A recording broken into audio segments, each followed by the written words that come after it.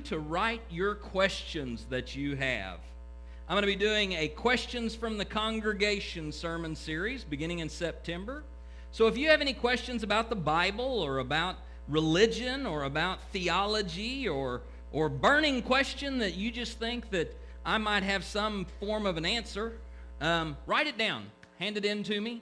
We're going to be using the yellow bowl for a special offering today, but if you want to put those in the desk at the office or put those on the bench right there at the back of the sanctuary where the sound booth is, just whatever question you have. I'll be forming sermon series out of all of those questions. So no question is too embarrassing for me to answer, even if it may be too embarrassing for you to ask. You don't have to put your name on it. Okay? Is anybody awake?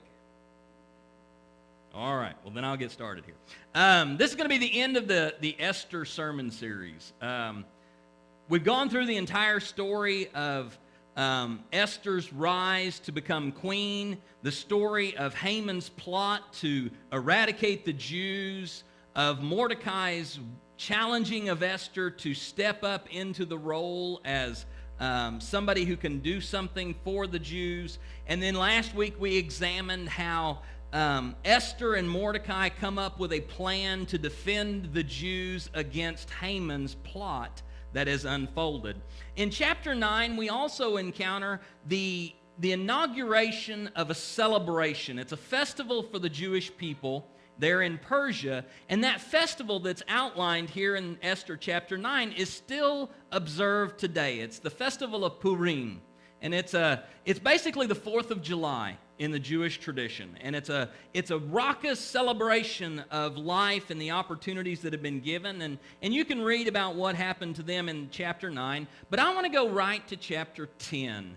As we close out the book, there is this footnote at the end of the book of Esther. So chapter 10 is only 3 verses. King Ahasuerus imposed tribute on the land and on the coastlands of the sea, and all the acts of his power and might, and the full account of the high honor of Mordecai, to which the king advanced him, are they not written in the book of the Chronicles of the Kings of Media and Persia? For Mordecai the Jew was second in rank to King Ahasuerus, and he was great among the Jews and popular with the multitude of his brothers, for he sought the welfare of his people and spoke peace to all his people. Will you join me in a spirit of prayer? God, we give you thanks for the great people that you have brought to the forefront. We thank you for the witness and the ministry and the service that they have offered to your people and to the world. There are many that each one of us holds as someone who is important in the faith, is someone that we look up to and that we recognize as someone who has truly sacrificed in order to bring glory to you through their lives and touch the lives of others. May we be as faithful as they. May we stand in the places where we're given the chance to bring glory to you and to serve your people as you would have it. In this message, may my words be yours, that I would speak wisdom and truth according to your will and your word. And may our lives be offered to you as a wonderful offering of service and love to you and to the world. I pray these things in your name, Father, Son, and Spirit. Amen.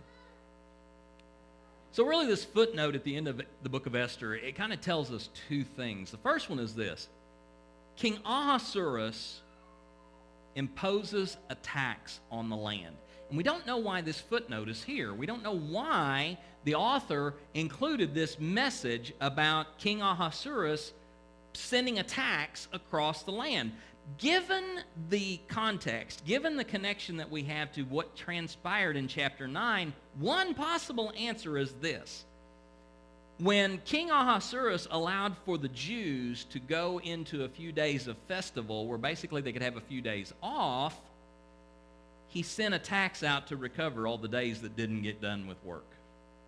I don't know that that's the case. It could have something to do with all of the people that the Jews killed, because they killed thousands of Persians. We don't know the reason why, but there is no good reason given for why King Ahasuerus imposes this tax on the land.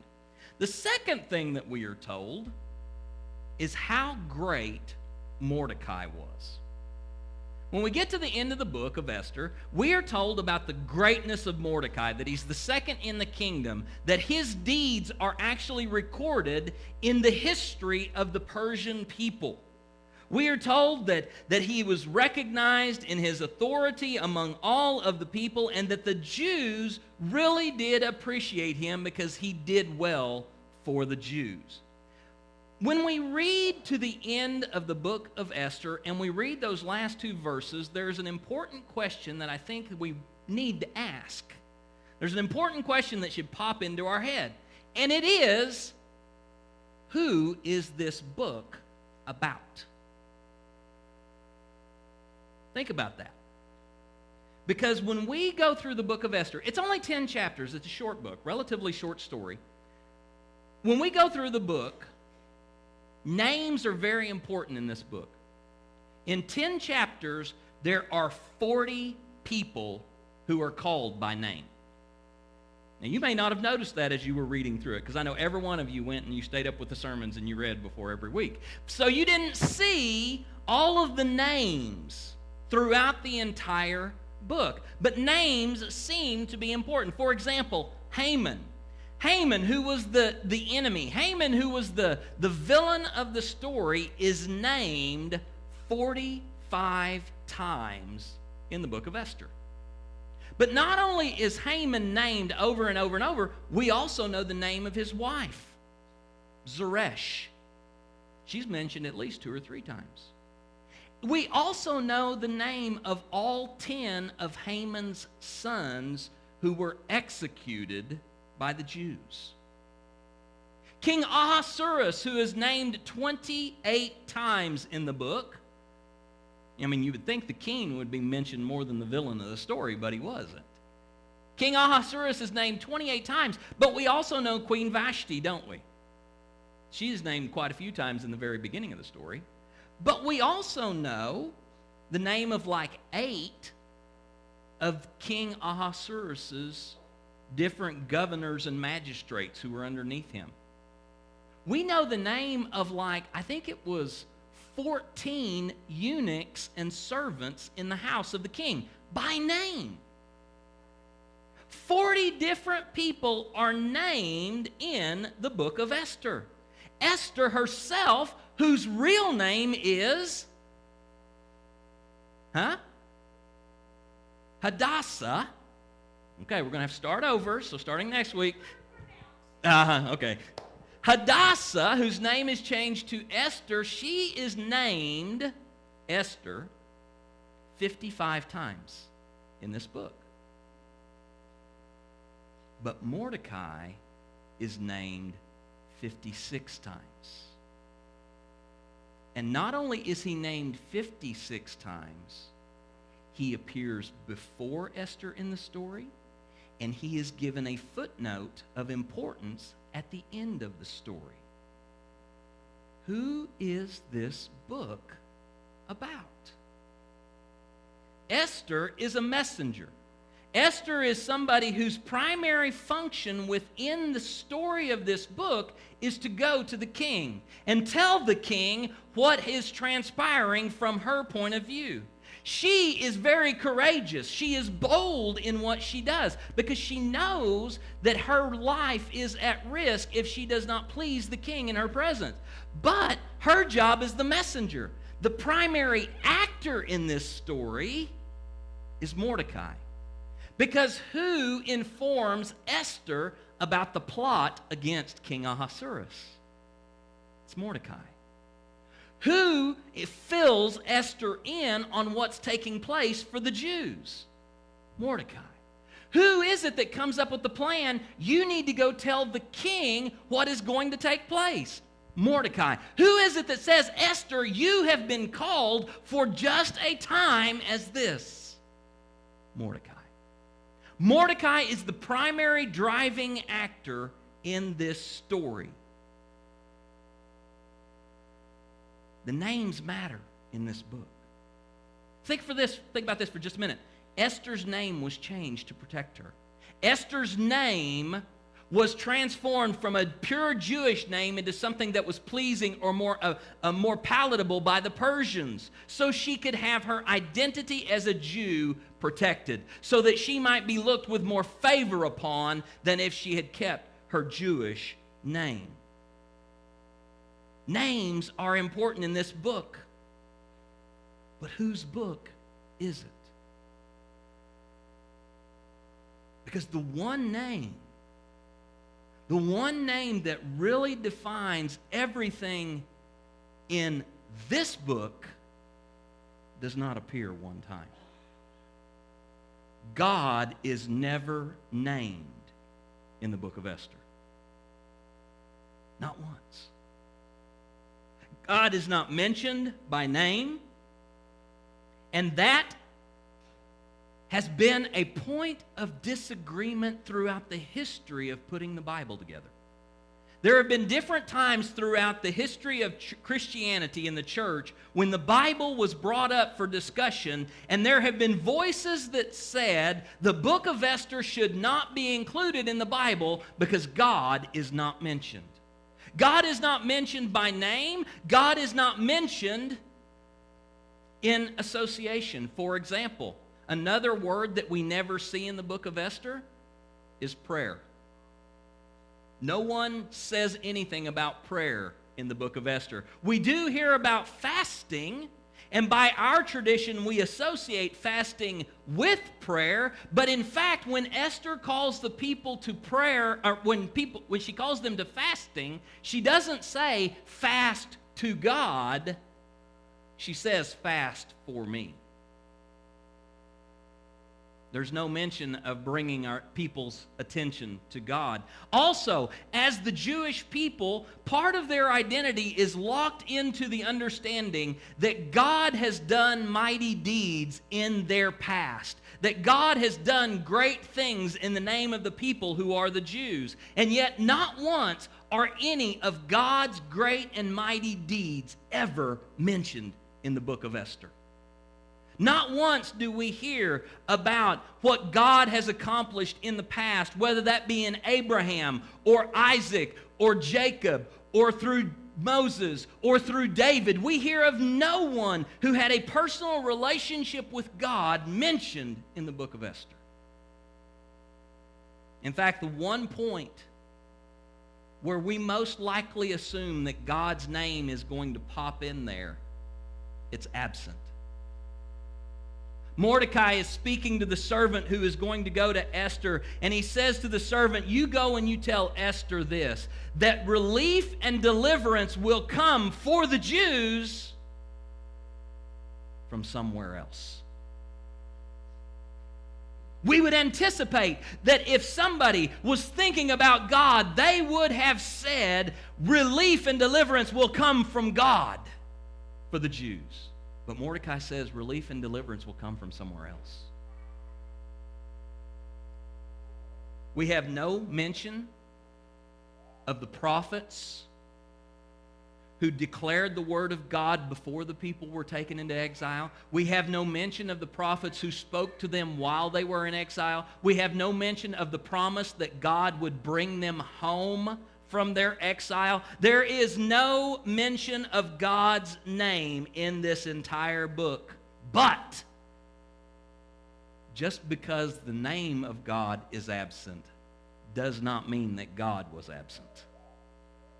When we look at the story and we focus in, we can see crumbs of a trail of faith in the God who has been faithful to the people called the Jews. Mordecai, we are told by the author, was in Jerusalem when it fell. He was taken from Jerusalem. He remembers that city. He remembers what it represents. It is the city of David. It is the city of God. It is the center of the identity of the Jewish people on earth. For Mordecai, he knows that his heritage is back there in the land that God had promised. He remembers the city of David.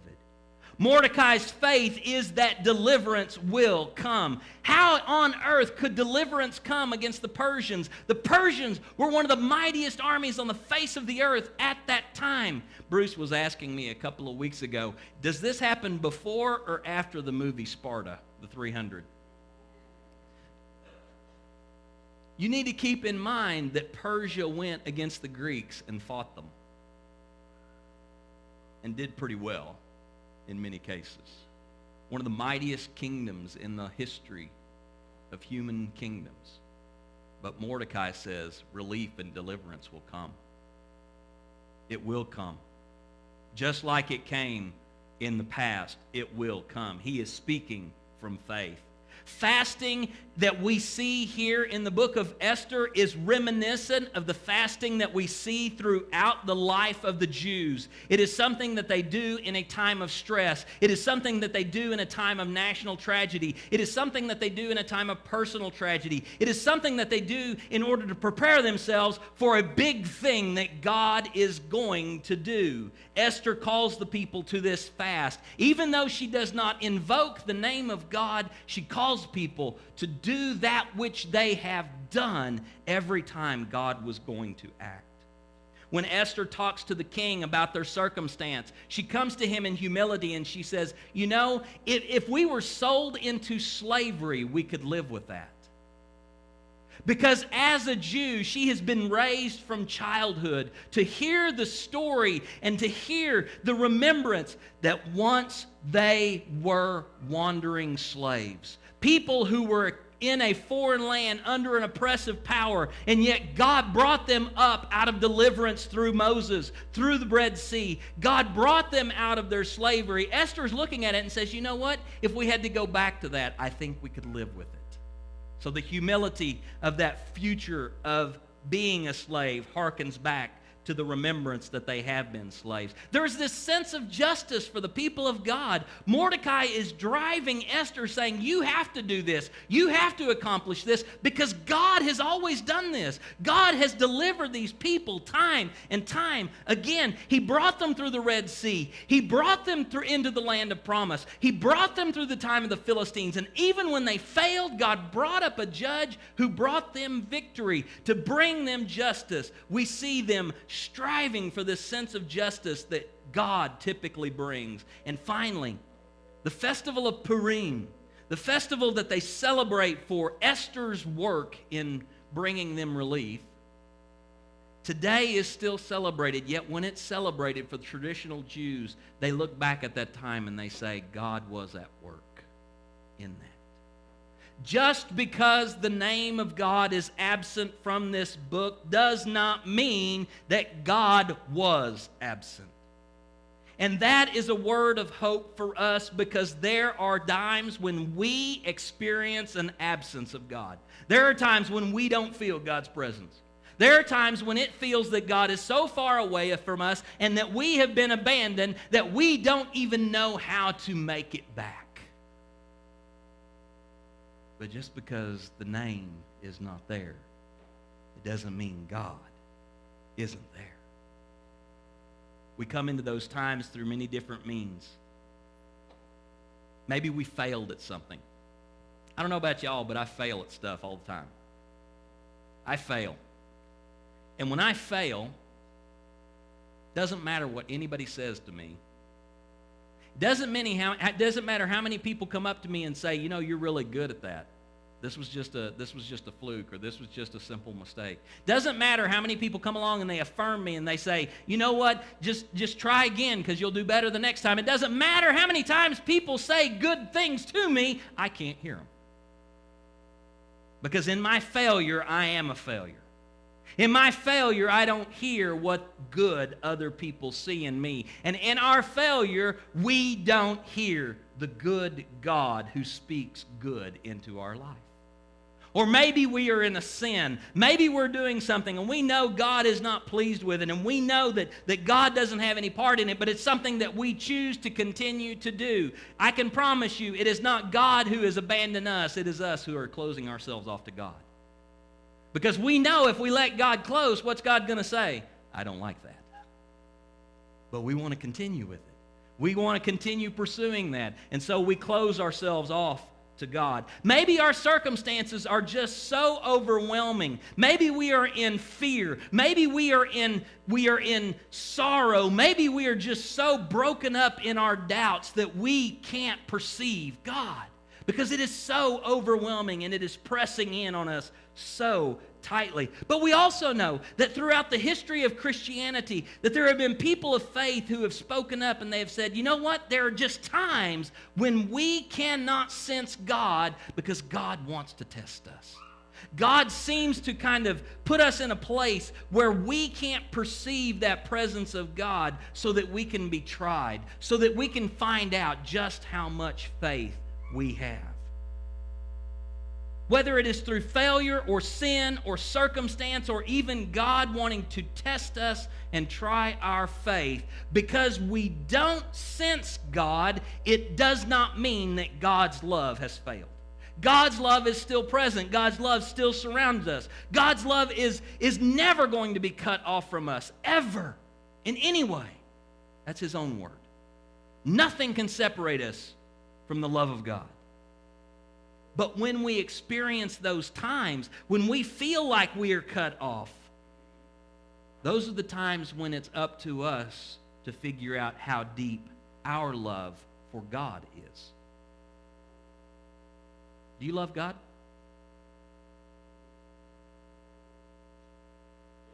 Thank you. I didn't hear your heads rattle. Do you love God? Do you love God? Yes. How much? To the moon and back. How deep is your love for the God you say you love? Is your love deep enough to experience failure in your life and know that God is still there? To continue to strive to be better. Is your love for God deep enough that when you are in the midst of choosing to sin in your life, that you love God enough to say, I won't do that anymore? Is your love for God deep enough that when you are in sorrow, when you are in doubt, when you are in that sense of being afraid, you can say, God, I don't know where you are, but I still love you enough, and that's what's going to get me through? Is your love of God deep enough that if God did pull back from you and say, I want to know how much you love me, would you still pursue Him passionately and deeply? When God seems farthest away, it is time for us to find out how deep our love is, even if we are going through a godless time. There's nothing wrong with things being godless. Did you know that? There's nothing wrong at all with things being godless, because I can promise you, you're surrounded by godless things. How many things in this room right here can you count that have been called godless?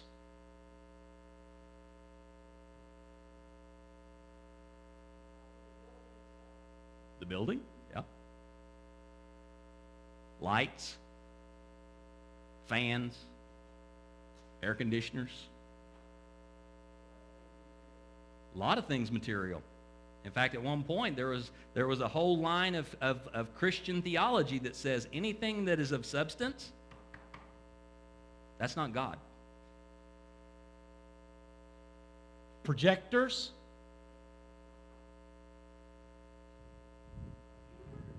computers,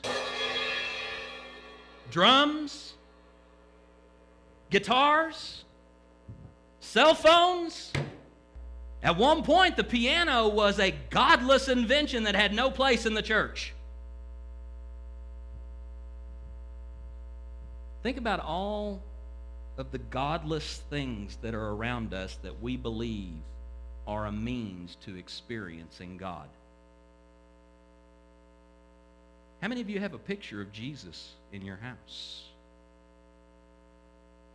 That was considered godless enough at one point to have all of them burned.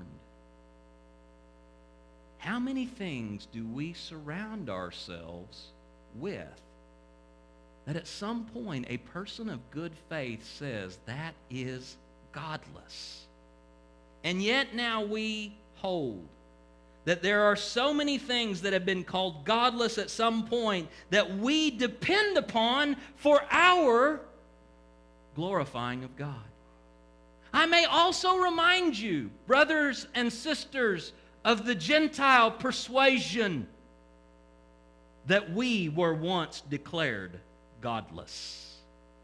Yet it is through the grace that comes through Jesus Christ that we have faith in God. You see, godless is not that bad a thing.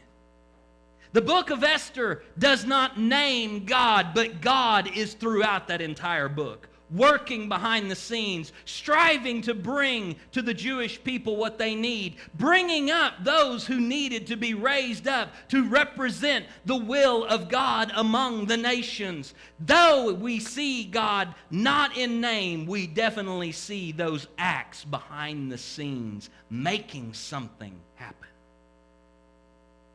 And you and I, when we experience those times when we cannot feel God, is our love deep enough to know that God is still there, working outside of our experience of feelings to bring about God's will in and through and around our lives?